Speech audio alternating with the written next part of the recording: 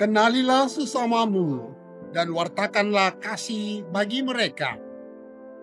Selamat datang dalam Renungan Harian Provinsi MSC Indonesia, edisi 9 Juli 2025. Saudara-saudari terkasih, Yesus memanggil ke-12 muridnya, memberi mereka kuasa, dan yang menariknya juga bahwa Yesus memberi mereka pesan ini.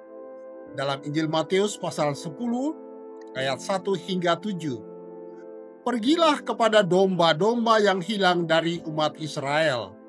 Pergilah dan wartakanlah kerajaan surga sudah dekat. Dalam konteks zaman sekarang, panggilan ini terasa semakin relevan dan menyentuh hati. Kita hidup di tengah masyarakat yang seakan kehilangan pijakan moral. Banyak yang kehilangan pegangan hidup yang baik. Kebenaran dan kebaikan terabaikan. Kasih sayang dan saling menghargai mulai memudar. Di pihak lain, kesulitan ekonomi, kehilangan pekerjaan, biaya sekolah yang mahal, dan biaya kesehatan yang tinggi, serta penyakit yang tak menemui kesembuhannya, membuat cukup banyak orang kehilangan kepercayaan kepada Tuhan. Bahkan terjerumus ke dalam keputusasaan dan dikuasai oleh roh-roh jahat yang memicu tindakan-tindakan tidak berperi kemanusiaan. Yesus tidak hanya memanggil para rasulnya, tetapi juga kita semua. Kita adalah gerejanya, tubuh Kristus yang hidup di dunia ini. Kita dipanggil untuk menjadi terang di tengah kegelapan, garam di bumi yang hambar. Bagaimana kita merespon panggilan ini? Ingatlah hal ini. Kenali sesamamu. Berani wartakan kasih Allah dan mohonkan kekuatan dari Allah.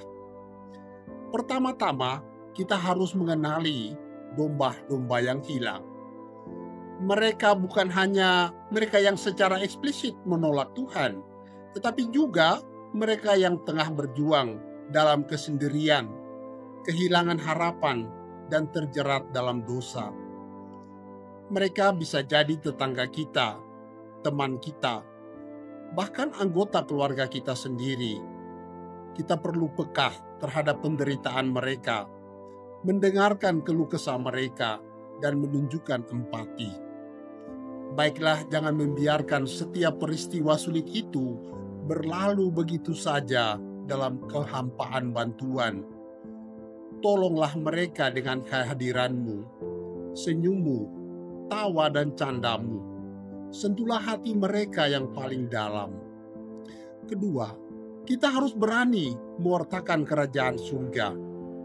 Ini bukan sekedar menyampaikan ajaran-ajaran agama secara formal, tetapi lebih kepada menunjukkan kasih dan belas kasih Kristus dalam tindakan nyata. Memberikan bantuan kepada yang membutuhkan, mengunjungi orang sakit, menghibur yang berduka, dan membela yang lemah adalah cara-cara mewartakan kerajaan surga yang nyata dan berdampak. Kita perlu menjadi saksi hidup akan kasih Allah, sehingga orang lain dapat melihat dan merasakan kehadiran Allah melalui diri kita. Ketiga, kita harus berdoa untuk kekuatan dan bimbingan Roh Kudus. Misi ini tidak mudah dan kita membutuhkan kekuatan dari atas untuk dapat melakukannya dengan efektif. Karena terkadang kita dapat terjerumus ke dalam pemenuhan kesenangan pribadi, dan bahkan kita dapat terjebak dan jenuh dalam rutinitas pelayanan belaka. Doa akan membantu kita untuk tetap teguh dalam iman, sabar dalam menghadapi tantangan, dan bijaksana dalam menghadapi berbagai situasi. Saudara-saudari terkasih, baiklah kita merenungkan kembali panggilan Yesus itu. Apakah kita sudah menjadi domba yang kembali kepadanya, atau kita masih tersesat?